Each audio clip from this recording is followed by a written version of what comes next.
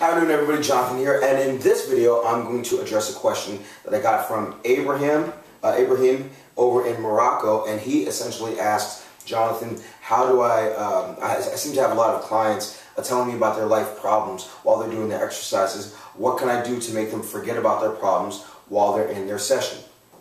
And I kind of smirked, honestly, when I first got this question because, once you train long enough, you'll start to realize that there is an aspect of being a fitness professional or a personal trainer, or whatever you like to call yourself, where you do become part therapist. But I've seen many cases where this can turn into a vicious cycle of you just essentially being a talking head that your client finds that they can complain to. And they sometimes lose sight of why they employed you in the first place, and that is to help them become a better version of themselves.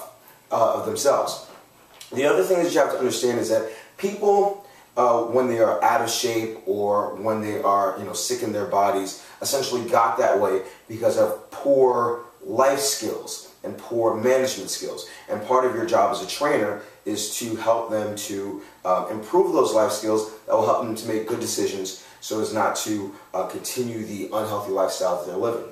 But I've put together 5 points that you may want to consider in order to avoid being your client's therapist, okay, as opposed to their trainer. So, point number 1, as much as possible, try not to let your client's complaining dominate your workout. This is especially true in personal training. Now, I do boot camps exclusively now, and I've heard so many stories. Any trainer that's trained for an extended amount of time can tell you dozens of stories of things that clients tell them. I've had a client walk in and say, "I think my husband's cheating on me." I've had a client walk into a boot camp and their sibling was in a serious accident. So things happen to people, and you have to understand, because of the nature of this business, this is a relationship service business, people often feel inclined to disclose things to you as you've built in trust. I mean, how many people do you know allow their banker or whatever to see them scantily clad, or to take their measurements and to ask deep questions about their day? This happens anyway, so it would only make sense that your client will feel comfortable talking to you. But as much as possible, you don't want your clients, let's call it complaining or reporting, to dominate the workout. So if you're in the middle of a workout, you probably have some set time where your client is moving in a way that doesn't require spotting or concentration. So for instance, you may have your client jumping rope, or you may have your client on the treadmill, or you may be stretching out your client, or you may be going through your warm-up. Whatever the case may be, this is a time where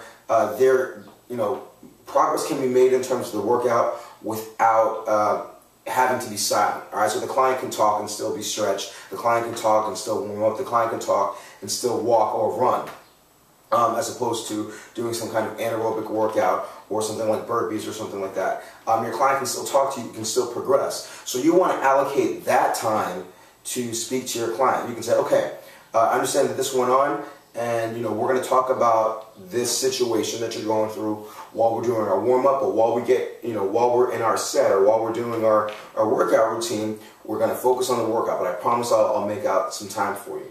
Or you can just say, hey, I got an extra 5 or 10 minutes after the workout. We can talk then. But you don't want to let your life's problems essentially take away from your end goal. And this is what a lot of people do.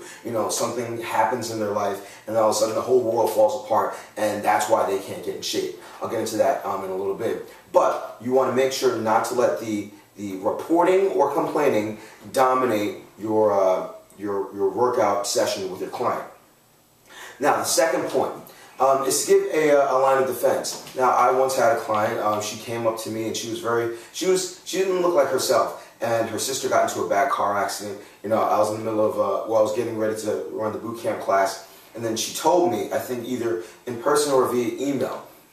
So I didn't say much about it once I saw her. I mean, I acknowledged that I got her email, and then I asked her if she needed anything. She said she was going to be okay. So I encouraged her to view the workout or the boot camp as an escape from what was going on. So sometimes things happen, all right? And they have no control over it. Your client isn't complaining, it's just something happens to them. You can often position your services as their chance to get away.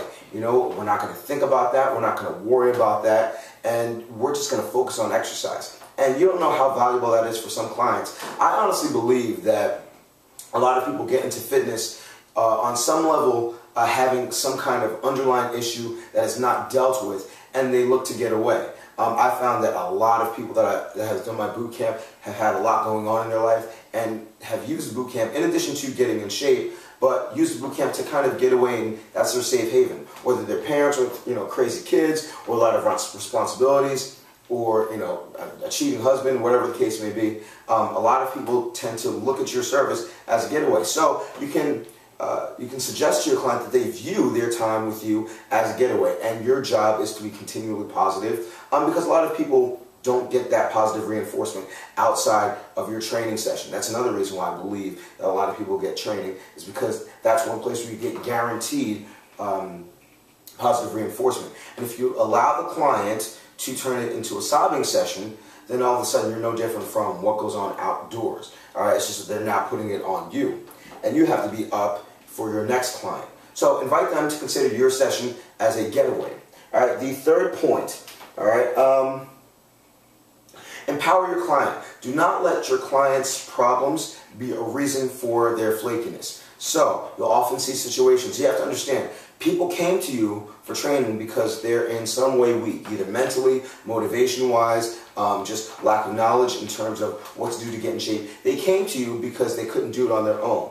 So oftentimes your clients will give you situations, and it will be their reason for not seeing success. And I'm sure a number of you as fitness professionals, or a number of your clients, you can point to one or two or a couple that have gone through, you know, difficulty in their lives and were still able to affect change in terms of their bodies. So you don't want to ever let a client use that as their sole excuse. Now, you have to use your discretion when you speak to your client. You don't want to beat them down, but in the same breath, you don't want to say, oh, you had a bad day at work. I can understand why you had that donut. Yeah, that makes sense. No, they have to understand that they have control of their lives, and everything that they do is their responsibility. Now, what happens to them is a different case, but you don't want to constantly allow behavior that will suggest that, well, if you're having a bad day, you can do whatever you want in terms of exercise, or you can skip out on sessions. You can't be too sympathetic to the point where you're enabling your client to do whatever they want, because now, again, you're just part of that vicious cycle that keeps them in their body.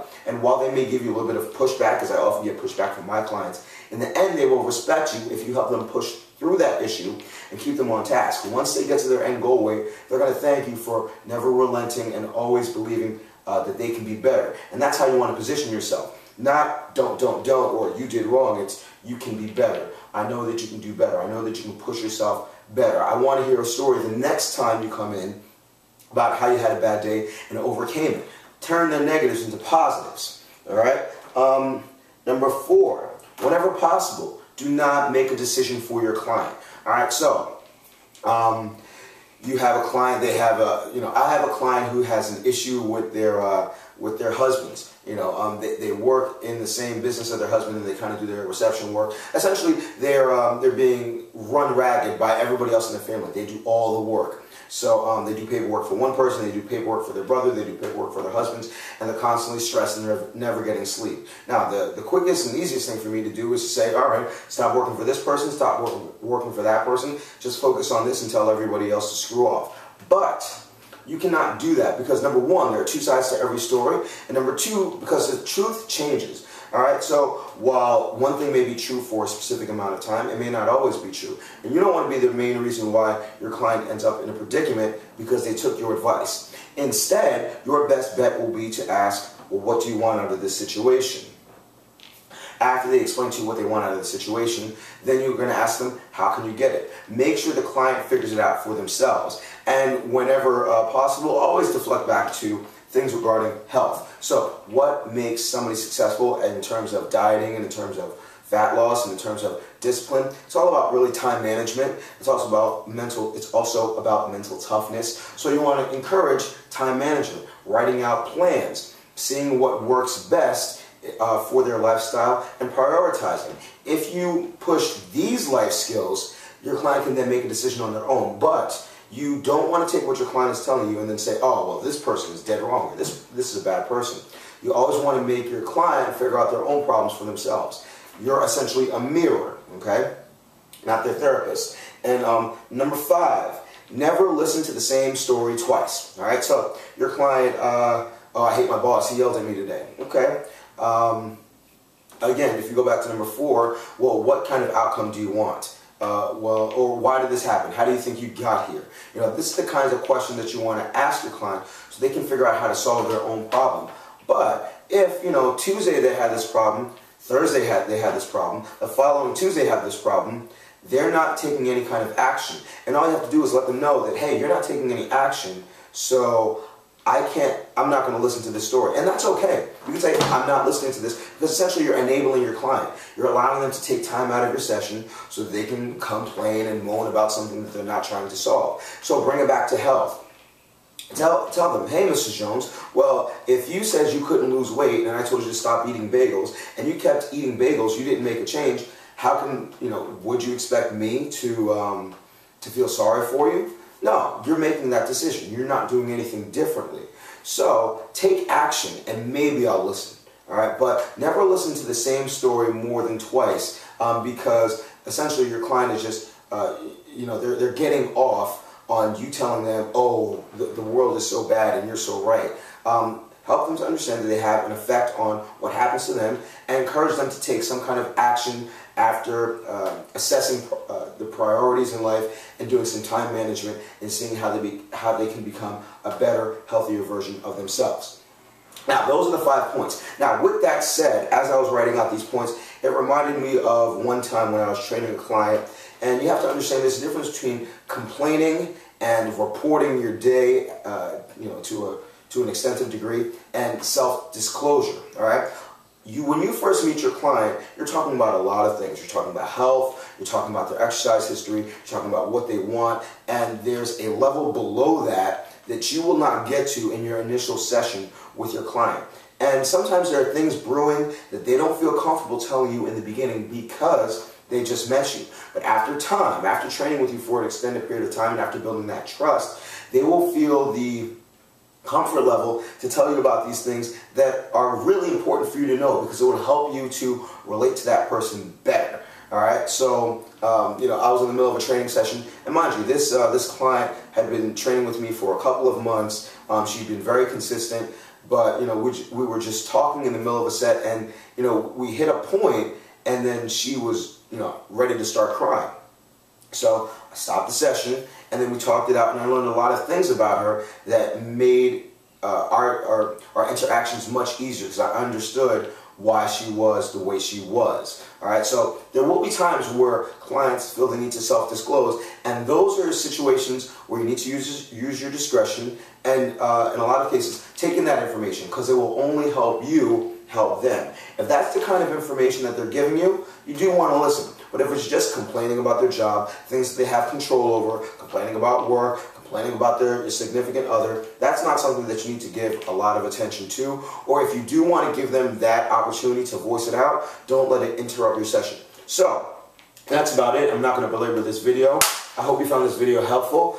If you did, I definitely recommend that you like this video. If you want to include any stories, any experienced personal trainers of things that happened and how you dealt with it, feel free to comment below. Always make sure to add me as a friend on Facebook, follow me on Twitter, and if you have any questions, comments, or concerns, send me a direct message through Twitter.